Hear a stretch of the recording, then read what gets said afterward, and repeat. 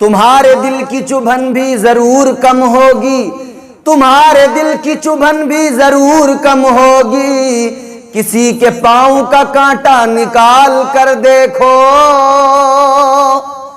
میرے مصطفیٰ کریم صلی اللہ تعالی علیہ وسلم کے پیارے دیوانوں، آؤ آقا کی سنتوں پر عمل کریں، آؤ آقا کی تعلیمات پر عمل کریں۔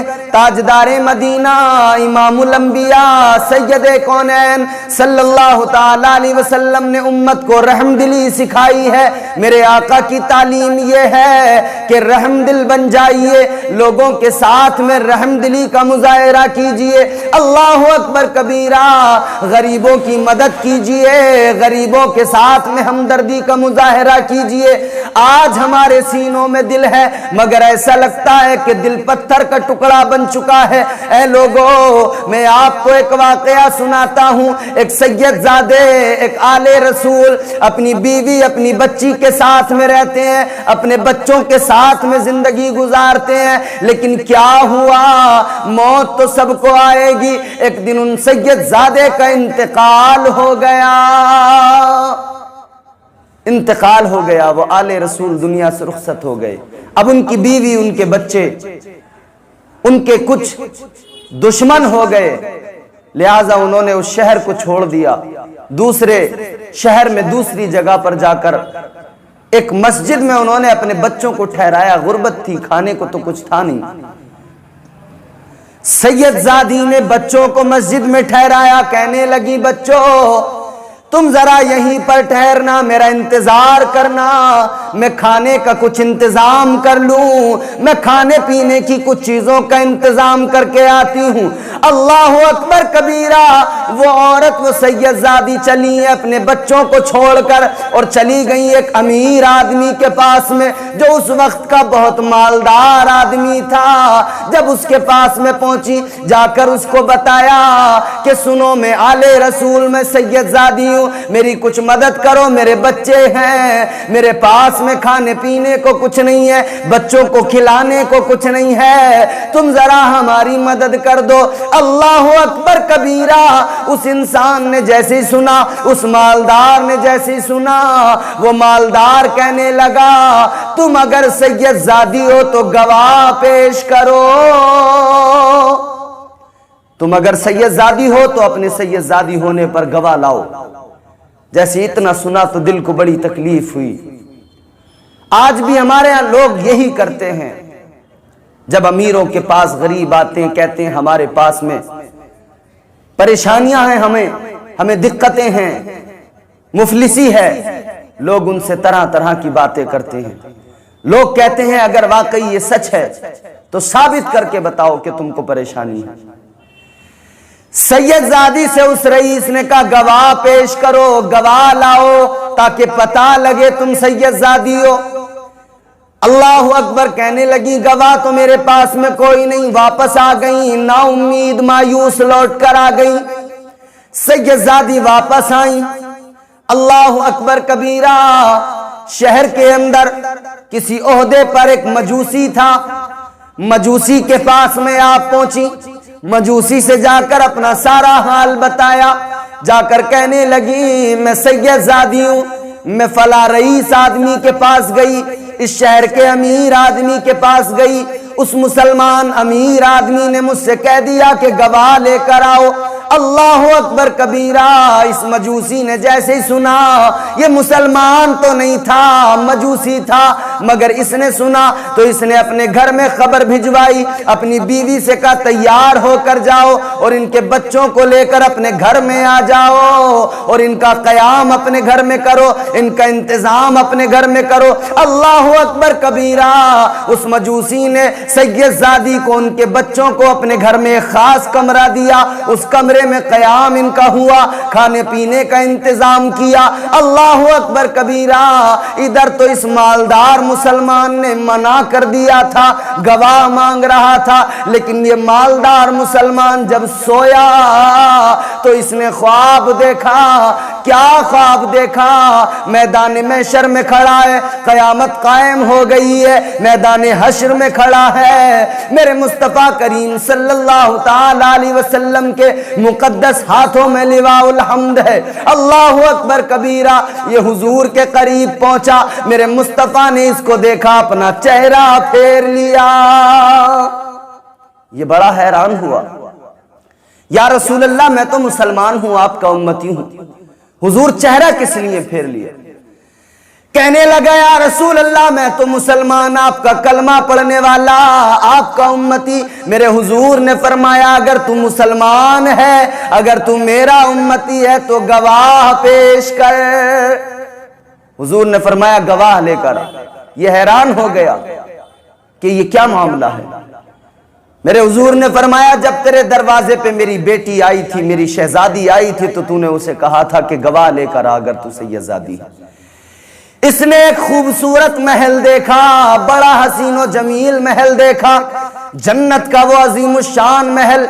मेरे आका ने फरमाया, ताजदार मदीना ने फरमाया कि सुन ले, ये जो जन्नत का महल देख रहा है, ये जो खूबसूरत अजीम शान महल है, ये उस मजूसी का महल है जिसने मेरी शहजादी के लिए अपने घर में खाने पीने का, रहने का इंतजाम किया, जिसने मेरी शहजादी की मदद की।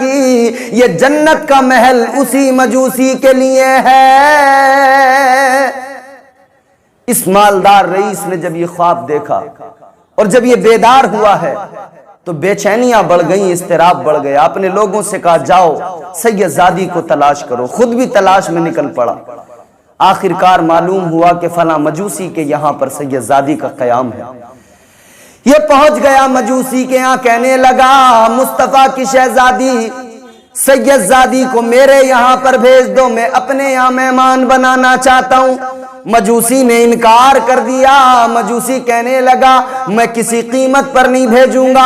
इसने कहा सुनो सुनो, मैं तुम्हें 1000 दीनार देता हूं, 1000 में बात ना बने 10,000 दीनार देता हूं, वो दीनार रख लो और सैयदजादी को मेरे यहां पर भेज दो, मेरा मेहमान बनने दो। अल्लाहु अकबर कबीरा। मजूसी ने जवाब दे दिया, ओ अमीर सुन ले, ओ रईस सुन ले, अगर तू मुझे इस खिदमत के एवज 1 लाख दीनार भी देगा तो मैं 1 लाख दीनार को लात मार दूंगा, ठोकर मार दूंगा, मगर मैं सैयदजादी की खिदमत से मुंह नहीं मोड़ सकता हूं। सैयदजादी की खिदमत का मौका मुझे मिला है, मैं पीछे नहीं हट सकता हूं। कहने लगा मौका तो तुझे भी मिला था, मगर तू गवाह मांगने लगा। आज मुझे मौका मिला है, मैं खिदमत करूंगा। ये कहने लगा तू मजूसी है, मैं मुसलमान हूं, मेरा हक है। मजूसी कहने लगा सुन ले, जो ख्वाब देखकर तू आया है वही ख्वाब मैंने भी देखा है। ख्वाब तूने भी देखा, ख्वाब मैंने भी देखा। वो जन्नत का मेरा महल देखकर तू आया है सैयदजादी को लेने के लिए। तू कहता है मैं मुसलमान हूं। याद रख ले, जब सैयदजादी मेरे घर में आ गई, मेरे घर में बरकतें आ गई, मेरे घर में रौनकें आ गई, मेरे घर में बहारें आ गई और सैयदजादी आई, तो मुझे भी पता लग गया इस्लाम ही सच्चा मजहब है। जब नबी की बेटी की शान ये है, घर में आए तो हजारों बरकतें आ जाएं, तो मुस्तफा जाने रहमत का मकाम क्या होगा। कहने लगा मैंने, मेरी बीवी ने, मेरे बच्चों ने सैयदजादी के हाथ पर इस्लाम कबूल कर लिया है। अब हम मुसलमान हो चुके हैं। जो जन्नत में तूने महल देखा है, उस महल को देख कर आया है। लोगों, खिदमत खल्क ये हुआ करती है, किसी गरीब की तकलीफ को दूर करके तो देखो, किसी गरीब के पैर का कांटा निकाल के तो देखो, किसी की गुर्बत में मदद तो करके देखो, फिर तुम्हें पता लगेगा गरीब की मदद करने पर अल्लाह किस कदर इनामात अता फरमाता है। अल्लाह नवाजिशात की बारिशें करता है। कोई हो तो सही रहमतों से दामन भरने वाला। आज तो हम सवाल करते हैं अजीब अजीब किस्म के। कोई दरवाजे पे साइल आ गया, हम कहते हैं इनको कोई काम ही नहीं है, इन्होंने पेशा बना लिया है। अरे खुदा के बंदे 1-2 रुपया देता है और 1000 बातें उसको सुना दिया करता है। ये 1000 बातें तुझे उस वक्त याद नहीं आती جب تو فضول خرچی میں ہزاروں اڑاتا ہے تجھے ذرا سا خیال نہیں آتا، لیکن جب سائل ہاتھ پھیلائے تو تجھے ہزاروں باتیں یاد آ جاتی ہیں۔ میرے مصطفیٰ کریم کا کردار دیکھ لے، میرے آقا کی شہزادی کا کردار دیکھ لے، سیدہ فاطمہ الزہرا کا کردار یہ ہے، روزہ رکھا ہوا ہے، افطار کا وقت ہے، دسترخوان لگا ہوا ہے، حضرت فضہ بھی بیٹھی ہیں، سیدہ طیبہ سیدہ کائنات حضرت سیدہ فاطمہ الزہرا بیٹھی ہیں، مولا علی دسترخوان پہ ہیں، بچے دسترخوان پہ بیٹھے ہیں، ابھی افطار کا وقت ہونے والا ہے کہ دروازے پہ دستک ہو گئی، مانگنے والا سائل کھڑا ہوا ہے، کہتا ہے مجھے کچھ دو۔ اللہ اکبر کبیرہ، یہ سخیوں کا گھرانہ ہے، جو کچھ بھی دسترخوان پہ تھا سب کچھ اس سائل کو دے دیا اور سب نے پانی سے افطار کر لیا۔ اور یہ معاملہ ایک دن کا نہیں تھا، دوسرے دن پھر سائل آیا، تیسرے دن پھر سائل آیا، جو کچھ تھا اسے دے دیا۔ یہ بھوکے رہ کر غریبوں کا پیٹ بھرتے ہیں، یہ خود بھوکے رہتے ہیں مگر کسی کو بھوکا نہیں رہنے دیتے۔ میرے مصطفیٰ کریم کی تعلیمات پر عمل کرو، رحم دل بن جاؤ، امت سے محبت کرو، غریبوں کی مدد کرو۔ عید آ رہی ہے، عید سے پہلے غریبوں کی مدد کرو اور زکوٰۃ دو، زکوٰۃ اپنے مال کی۔ اور میں کہتا ہوں سب سے پہلا حق زکوٰۃ پر تمہاری ان کا ہے جو تمہارے رشتہ دار، تمہارے قبیلے میں، تمہارے کنبے میں تمہارے اپنے غریب ہیں، جو زکوٰۃ کے مستحق ہیں، ان کا حق بنتا ہے، پہلے انہیں دو۔ تم ادھر ادھر دور والوں کو تو دے دیا کرتے ہو، لیکن بھائی کی اگر حالت ایسی ہے، بہن کی اگر حالت ایسی ہے، رشتہ دار کی اگر حالت ایسی ہے، اس کو نہیں دیتے ہو۔ پہلے حق اس کا بنتا ہے جو تمہارے ریلیٹیوز میں، جو تمہارے تعلقات میں، تمہاری رشتہ داریوں میں، خاندان میں مستحق ہیں زکوٰۃ کے۔ پہلا حق ان کا بنتا ہے، ان کی مشکلوں کو آسان کرو۔ لوگ سمجھتے ہیں ہم زکوٰۃ دیں گے ہمارا مال کم ہو جائے گا، مال کم نہیں ہوتا ہے دینے سے، غریبوں پر خرچ کرنے سے کم نہیں ہوتا ہے کبھی، اللہ بڑھا دیا کرتا ہے۔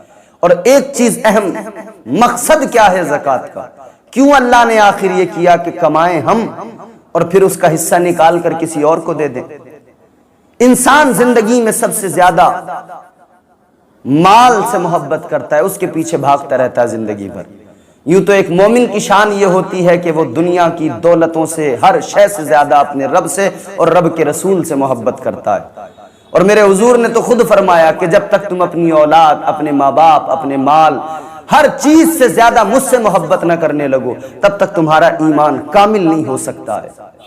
لیکن انسان دنیا میں دولت کے پیچھے بھاگتا ہے، مال کے پیچھے بھاگتا ہے، پھر وہی مال ہے جب انسان اسی مال کو اللہ کی راہ میں خرچ کرتا ہے، خیرات کرتا ہے، تو پھر وہ ثبوت دیتا ہے کہ یا اللہ اس مال کے پیچھے بھاگنا انسانی فطرت ضرور ہے، مگر مالک یہ مال تیری راہ میں خرچ کر کے میں ثبوت دیتا ہوں اس مال سے زیادہ میں تجھ سے محبت کیا کرتا ہوں، اس مال سے زیادہ، دولت سے زیادہ میں تجھ سے پیار کرتا ہوں، تیرے حبیب کی رضا چاہتا ہوں، تیری رضا چاہتا ہوں۔